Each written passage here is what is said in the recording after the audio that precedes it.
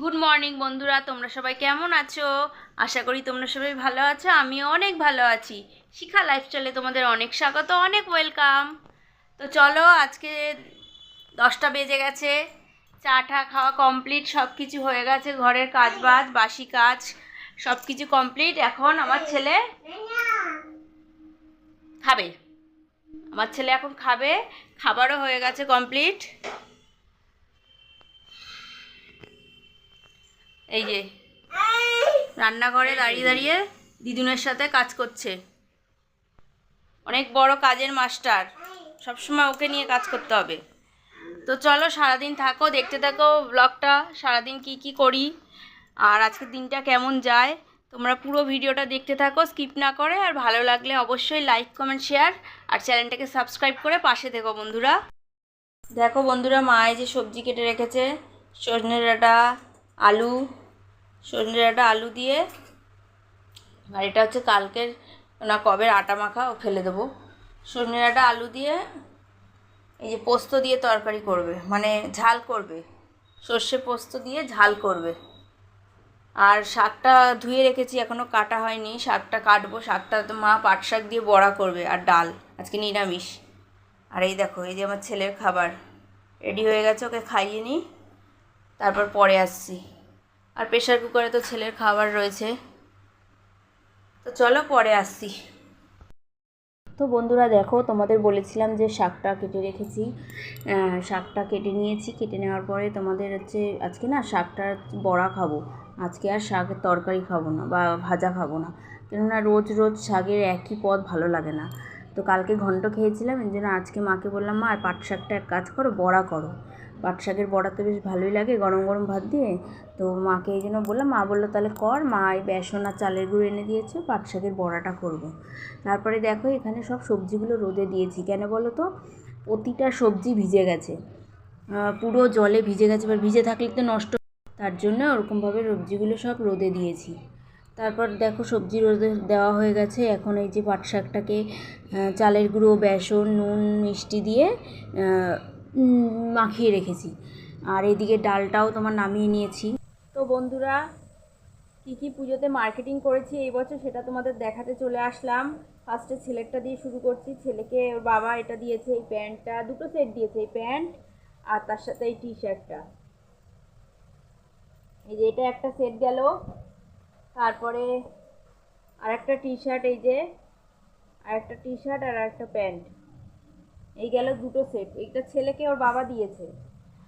আর ওর মাম্মাম এটা দিয়েছে, এই প্যান্টটা আর এই টি শার্টটা, টি শার্টটা আর প্যান্টটা, এটা সেট ওর মাম্মাম দিয়েছে। ছেলে 3টে সেট গেল।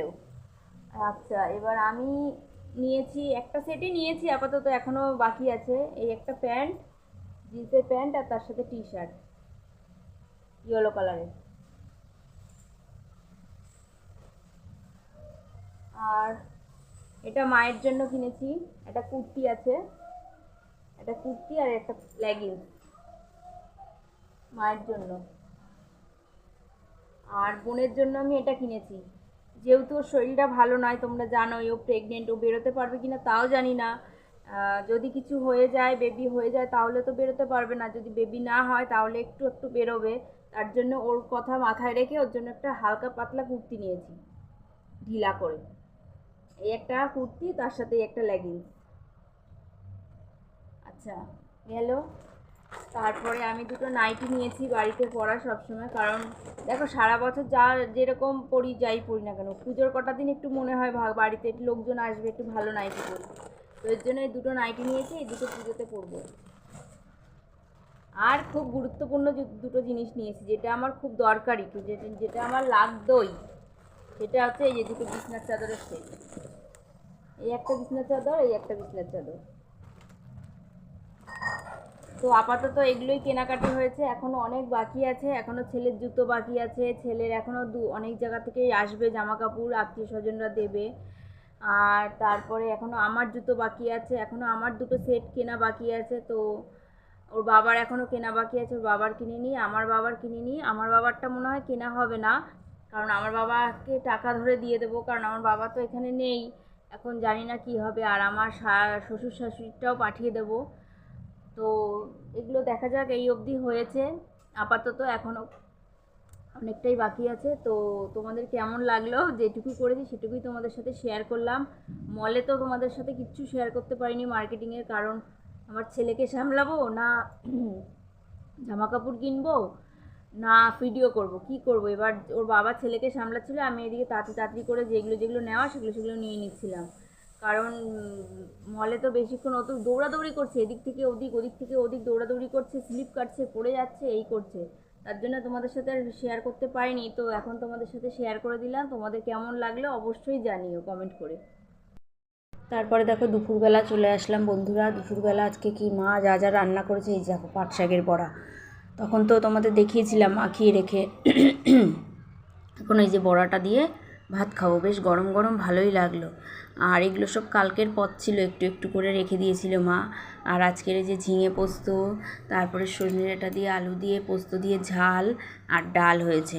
এই কটা রান্না হয়েছে, যেহেতু নিরামিষ তো ভালোই হয়েছে, নিরামিষ রান্নাগুলো খারাপ হয়নি। আর মা আমাকে দেখো বড়া ভাজা দিয়ে গরম গরম ভাত দিয়েছে, তার সাথে দিয়েছে কত বড় একটা লঙ্কা, বলে কি লঙ্কাটা খা। তো পুরোটা খেতে পারিনি বন্ধুরা, লঙ্কাটা এত ঝাল। তারপরে দেখো বন্ধুরা রাত্রে চলে এসেছি, রাত্রে খাবার রান্না করতে হয়েছে আবার, যেহেতু দুপুরে নিরামিষ ছিল, সবই শেষ হয়ে গেছিলো, একটু একটু করে ছিল, ডালটা একটু ছিল আর হয়তো ঝিঙে পোস্তটা একটু ছিল। তো রাত্রে এই যে পনির রান্না করছি বন্ধুরা। তো তোমাদের পুরো ভিডিওটা কেমন লাগলো তোমরা অবশ্যই কমেন্ট করে জানিও বন্ধুরা। আর যদি ভিডিওটা ভালো লেগে থাকে একটা লাইক কমেন্ট শেয়ার করে চ্যানেলটাকে সাবস্ক্রাইব করে পাশে থেকো বন্ধুরা। তোমরা ভালোবাসা দাও অনেক, আমরা তার জন্যই ভিডিও আনতে মানে পছন্দ করি, ভালো